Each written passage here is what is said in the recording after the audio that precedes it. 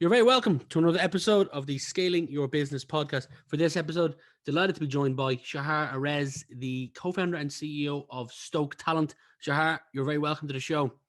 Thanks for having me here. I'm not going to lie. When I first got an invite to have you on my podcast, it said Stoke Talent. And I know you're from Israel, but there's a football team in the UK. Stoke-on-Trent. Yeah. And I was like, is there a talent scout from Stoke wanting to come on my podcast? So when we founded the company, I didn't know Stoke-on-Trent existed. I have a friend who ended up investing in the company that told me that he had a passion to start a startup company, and he wanted it to be called Stoke. So he bought the domain, 15 years ago. And I was like, Stoke's a pretty cool name. I mean, it's usually see surfers in California say I'm stoked. Yeah. So I like the concept. And as I started thinking about what it is we're doing, I was like, what we really do is help companies supercharge their organization with energy by finding talent, freelance talent, to help the organization move faster and grow. And so we're actually Stoke Talent. By the way, for those who don't know, Stoke really comes from locomotive. You push on wood into the train, and then it moves faster. And so there used to be a profession called a stoker, the person that actually loads energy and to move faster. Interesting. I didn't know that, and you've just taught me something new. I mentioned that you grew up in Israel, and I know that you went to university there as well. But before university, what was life like growing up in Israel? Any fond, standout memories, hobbies? I'm a 75 born, so I was when I was born in Israel. It still is a small country, right? Now the entire country is its widest point is 70 kilometers, so it's Wow. pretty small. It used to be a rough neighborhood. I was born before we had peace with any of the neighbors here, and neighboring countries, I mean. Yeah. I wouldn't say we were isolated, but until 1991, we had one TV channel in Israel. And because of the Arab countries boycott, you were not allowed to have any Western like McDonald's or MTV, and none of those were allowed to provide their services in Israel, because the Arab countries going to say, if you deal with Israel, we're not going to let you sell in our countries. So we didn't have any of that. The first time I saw MTV, it was 91. I was already 16. And so, we're most of the time spending outdoors, running, doing, what kids do. That was me growing up here. And looking forward to join the military. Israel has mandatory military service. Yeah. So that's my background. Yeah. My father's been to Israel a number of times, and he's very fond of it. But the question I never asked him was, what's the population, of Israel? It's about 8 million now. 8 million. Okay, so slightly, because when you said 70 kilometers wide, I was like, is it smaller than Ireland? But Ireland's 1.5 million. I don't know if the entire land is smaller than Ireland, because it's narrow and long. Israel, long. Yeah. It's like, I don't know. It's like 500 kilometers long and 70 kilometers in its widest point. So, wow. So tell me this: in university, you went to two different universities. The first one you studied computer science. Yep. And after you studied computer science, you went to a different university to get an MBA in marketing and entrepreneurship. Correct. Now, I've got a number of friends who've studied computer science, and I can't pick one of them who then went on to get an MBA in entrepreneurship. So you're going to have to explain that one for me. No, you got to find. I don't think it's that rare, to be honest. So first of all, I never wanted to study computer science. I spent 5 years in the military. I never officially graduated high school. I did officially graduate when I think I was 22 after my service. My head was elsewhere when I was growing up, and ended up completing my high school diploma after the military, getting a decent score on my, SATs or whatever. And somehow I found myself getting a full 3-year scholarship to go study computer science. And I was like, someone's willing to pay my tuition and give me, I got a little more just for living during those years, like full 3-year tuition. It's like, I don't know, I'll go give it a try. And that's how I got into computer science. And I think I always knew I'm not going to be great at it. I mean, I can be okay, you know, a B minus maybe at computer Yeah. science, but I think it opened, you know, a view for me into this world of tech. And tech is far beyond, you know, writing pieces of code. It's how do you turn technology into business? And I think that's where I saw the intersection point. It's like technology is not just about you know, chips and pieces of code. It's like, how do you build applicable solutions to change day-to-day life or business life? And it's, I don't want to say if it's more difficult, you know, I don't want to get into who's more important, developers or marketeers or salespeople. It's not what I mean, but I think it's super difficult to take and find application for technology to create a better life or automate a process or, you know, or save lives or whatnot. And that's where I think I was able to take my technology background and my I wouldn't even say my business mind. It's just having the ability to interact with people and listen to what they really need and connect the dots. So before we get into all that, lots of questions around, you know, future workforce, thoughts on a couple of key topics. I want to start with some of your previous roles. According to numerous articles, the average age for that a successful founder starts a company at is 45. Um, I've worked for myself for the past 6 or 7 years, so I'm not part of the average statistic. I'm not saying you have to be 45, you could be 60 or you could be 20, but the average is 45. You've got a lot of experience prior to Stoke. 2 years at HP in product management, 4 years at VMware leading the IT business management unit, 4 years at Kenshoo finishing up as a CMO there. So the question I have is, in your previous roles, and you can focus on the three that I've put in front of you, what are some skills or behaviors that you learned or improved during those times that helped you when you started Stoke Talent? Well, I've never been asked that, not in that manner. You know, there's so much that you grow through different roles you take in your career that while you're going through that growth, you don't recognize until you're a few years down the road and kind of start reflecting on, Yeah. you know, you always feel there's, you know, there's a lot of conversation in the past, I don't know, year, I'd say, about the imposter syndrome. You always think like you're not good enough, you're always, and then you realize you've grown so much through the years. Um, for me, HP for me was the first company I worked for when I moved to California. And so for me to get into this understanding corporate America and how process and decisions are being made, you grow up, you know, computer science graduate, thinking that the most important thing that exists is you building the product. The product is the most important thing.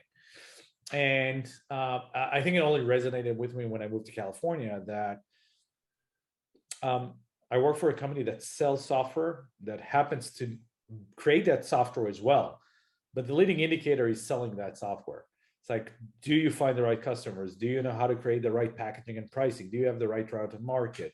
It's like, if you just build something great, if you build it, they will come, doesn't suffice. Anything you do needs to be connected to how eventually you're going to turn it into a business. If you're building a business, right? If you're building a nonprofit, something different. But if you want to create a business, like, you got to start with, you know, just because I think I built something great and it might be great and the perfect piece of code and the fanciest UI and whatnot, doesn't mean someone's going to come and buy it. It's like, how do you get in front of the right people? It's like, so this is where I started understanding that element. I was young and didn't recognize it. I'll try to pick one from each of the companies you mentioned. I don't know, just Please. let's improvise. VMware for me was, you know, a wild learning experience. There's so many things that I can bring to that. I was so fortunate to join that company at that point in time. Just to give the background, I joined VMware in 2010 in Palo Alto. It was a period when the Bay Area was coming out of the 2008 financial crisis. VMware was well positioned. And it was early days of cloud computing. No one really talked about cloud computing until then. We're kind of pioneering the industry back then. And I was part of the founding team of a new business unit. And over 4 years, we grew. We bought 7 or 8 different companies. We grew the business from about 60 million to $1 billion in revenue. And it was just first time I was part of a team that evaluates companies. Who do we want to buy? How do we buy them? How do we find the right price tag for them? How do you make decisions on what's the valuation of companies? It's got so much learning for me. And really, how do you create a new market category? What does cloud management mean? No one spoke about cloud management before. And so I got to work with really stellar individuals. Paul Moritz, who was the CEO, and Ramin Sayar and Boaz Halamish, just a bunch of people that I was fortunate to be in the room with them and just kind of pick that up. And at some point, I got confident and started saying, the industry is going in a certain direction. I think VMware needs to start investing in companies doing DevOps. And I was able to convince the company to give me access to funds and start investing in startup companies in that space. And VMware ended up making probably another $500 million off the investments that we led back then. And it was just, again, all these were a lot of learnings, how to work with VCs. I never worked with VCs before. And all of these, I think, gave me a lot of the confidence and network that I needed later on when I decided to build my business. But I think that the most important thing for me was in a few different incidents, I heard Paul Moritz, and Boaz was also later on my board and a friend and a mentor that taught me don't always try to be the smartest person in the room. You don't always have to speak up your opinion. You don't always have to argue and prove others. It's like some cases it's just okay to listen, internalize, and give it some time. It's not always about arguing. It's not always about being right. It's like there's more than a single opinion. And I think it gave me a little more perspective on when do you chase your next, position, role, title, and when you just let things come to you. When is the right time for things to come in? And so for me, it was a humbling experience beyond everything else. And then Kenshoo, Kenshoo is when I found the opportunity to start taking my learnings and be aggressive, right? Smaller company. I came in, I know what I'm doing. Let me bring that into action. And so I was able to restructure the product team, build a go-to-market, but also have the understanding that, I don't make all the decisions here, and maybe I should move on and find a place where I do get the opportunity to make the decisions. Absolutely fascinating. It was one point there where you said 60 million to 1 billion in 4 years. That's unicorn status, and to go from 60 million to 1 billion in 4 years is phenomenal. There's a number of companies here alone, like take Outreach, for example. I know they're aiming in their EMEA side of the business to reach unicorn status by financial year 2024, if I'm correct. So, and they'll have been here probably 5 or 6 years at that point. So phenomenal that you've done that. There's a great line on your LinkedIn. I'm reading from my screen here, and it says Leonardo da Vinci created the first professional resume in 1482, and not a whole lot has changed since. So rather than me give the 30-second commercial of what Stoke Talent is, the mic is yours. Stoke's a platform that helps companies bridge how they're currently operating to the gig economy, where future work is heading. If you think about it, we've spent the last century hiring full-time employees and perfecting the process of hiring full-time employees, but the market has made its decision that people don't want to be full-time employees anymore. People want to do work that they're passionate about. Companies need the flexibility, and Stoke is the enabling platform to execute that vision. You put up a post today on LinkedIn a couple of hours ago, and it said, the best advice I can give any aspiring CEO is to trust your people to hire the right people. It went on to touch about like not needing to be involved in every hire and whatever. If you had a team leader who had made a few bad hires, there's still a couple of open positions in their team, and they came to you and said, like, essentially they were looking for your guidance. And I'm sure many can resonate with that, with what's going on with the Great Resignation. How would you deal with that? So again, just to give context for the post, there's a lot of verbiage in the industry around CEOs have to interview every employee in their startup until they get to a few hundred or anything of that sort. And in the beginning, I thought the same thing. But from my early days as a team lead myself, I told someone asked me once, "What do you do as a team lead?" I said, "All I have to do is hire the right people, and then every now and again I need to check in. Other than that, that's my job. Just get the right people in." If you think about it as CEO, if you get the right leadership team, trust them to make the right hires. Now, more often than not, by the way, they'll ask me to meet individuals they're not certain about and come to me and say, "Hey, do you mind talking to them and giving your opinion?" And I always say yes. However, mandating that every hire needs to go through me means I'm not trusting the individuals to make those decisions. So if a team lead came to me and said, after a few bad hires and search for guidance, I'm a great believer in researching. Researching sounds like I come from a culture. I spent some time in my military service in the Air Force. And the Air Force, the Israeli Air Force, is known for its methodical, I'd even say fanatic process of researching everything that happens. So an average pilot takes 3 periods a day or 3 flights a day. After every flight, there's a process in which you're sitting down and kind of explaining what happened, what I've done wrong, what I've done right, and how I'm going to do better next time. Doesn't matter if it's perfect flight, you always go through that process.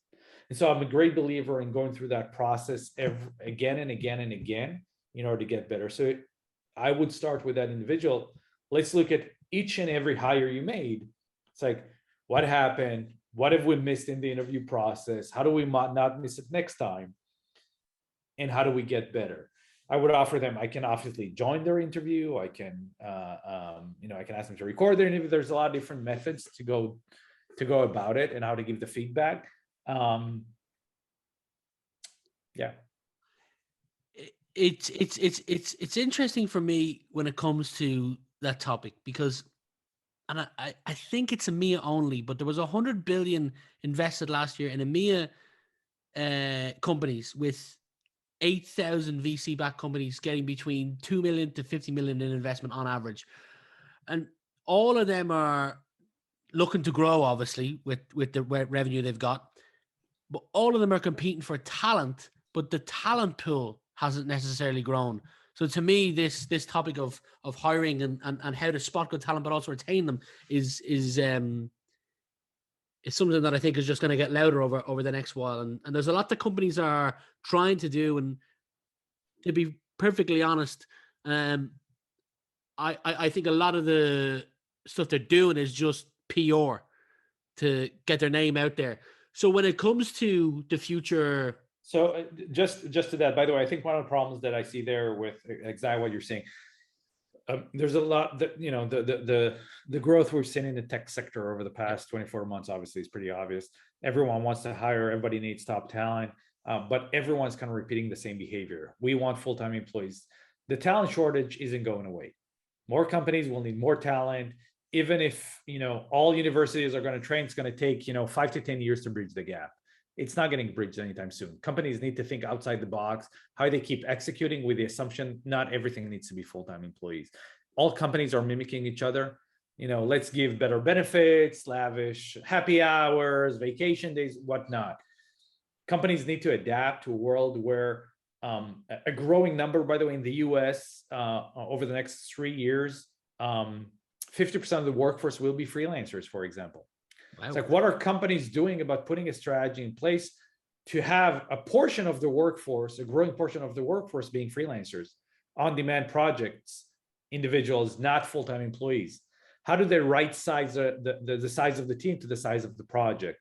And most companies just are kind of staring at the headlight, trying to do the same thing about how do we hire, how do we get the right people? What ends up happening is you get this talent just jumping from one company to the other just to get a better pay. The average tenure per employee is dropped below 2 years. So the average employee in the tech sector is about 1.9, 1.8 years now working for the same company. And so companies that don't adapt to the new reality and try to stick to the normalities of 10 years ago are just going to fade away. So part of what you're saying is throwing more money at retaining employees or just trying to get employees in the door is not the greatest strategy in the world. I think it's not going to get you anywhere, because you're going to throw more dollars. The other side is going to throw more dollars. or you're going to throw more dollars. It doesn't buy loyalty. Dollars don't buy loyalty. People will be there and they'll get bored. There's endless researches, regardless of what we're seeing in the last 2 years. Go back 10 years, 20 years. There's endless researches. People, when you give them a raise, they're happy. They forget about it within the next paycheck. Yeah. And so that's not the way to solve the talent shortage. You need to think differently how you redesign the organizational DNA to allow you to constantly have pumping new blood into the organization, stoking the organization with talent, thinking maybe I should start using talent, not just from my neighborhood, finding talent, South America, Southeast Asia, on-demand projects. How do I augment my team with other resources? I spoke to a large company. It's a Fortune 500 company a couple of days ago.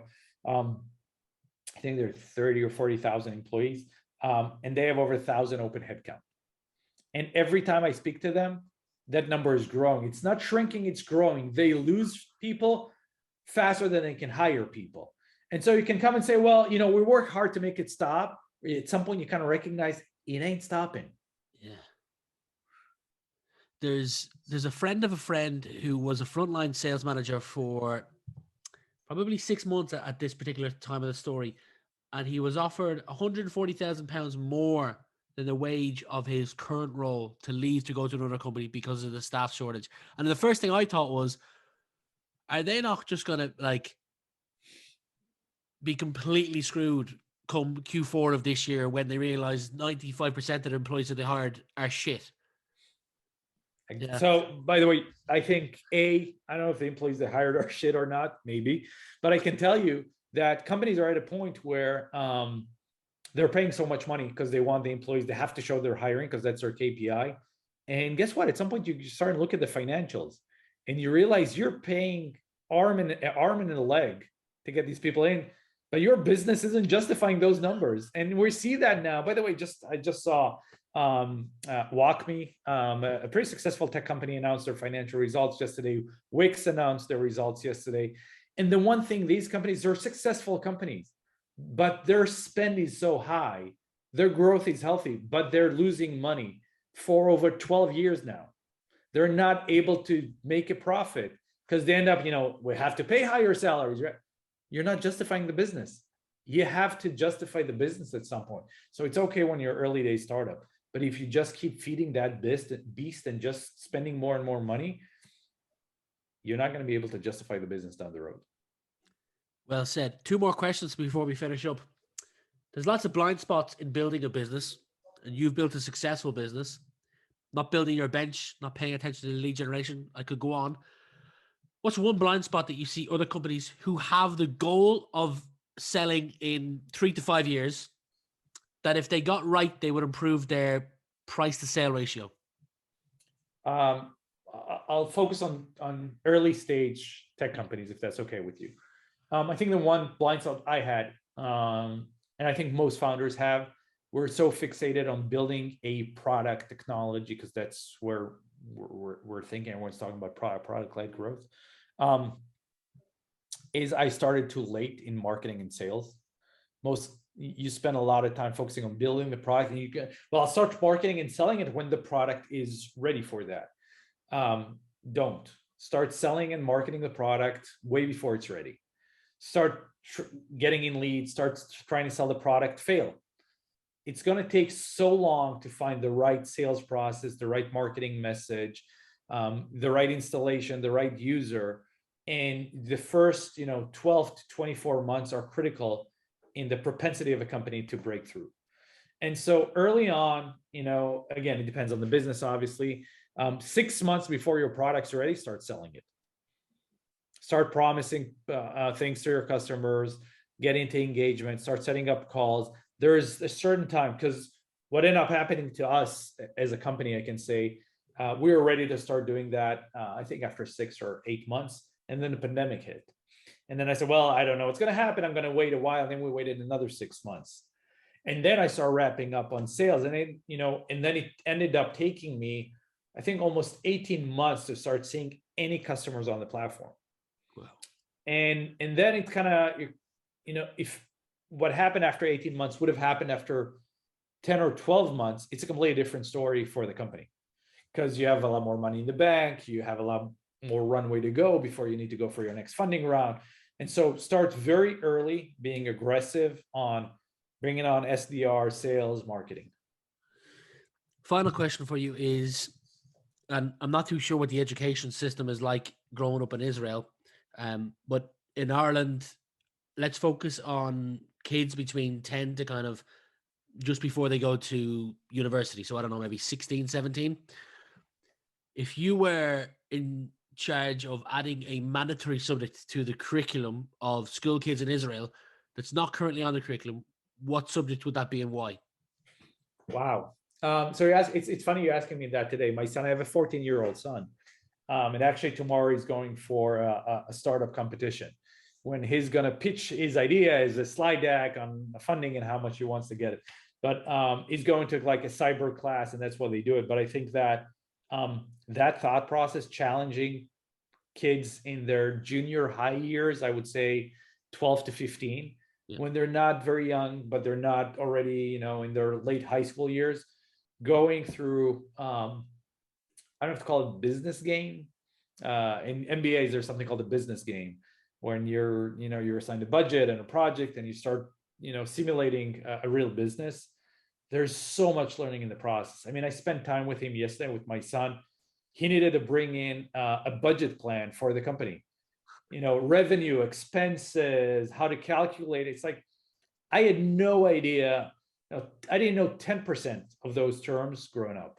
Yeah. The fact that he's thinking through the process, is calculating the break-even point, which is mind-boggling, just amazing. The ability of kids that went through this project to hit the ground running is just tremendous. By the way, I say that I think it's important. I think it's not less important to expose these kids to, how should I say this, to the other walks of society, the less fortunate sides of society, to understand that the economy is not just built on tech companies. I think it's as important to expose them to be honest, decent human beings who understand that they're not better than anyone else.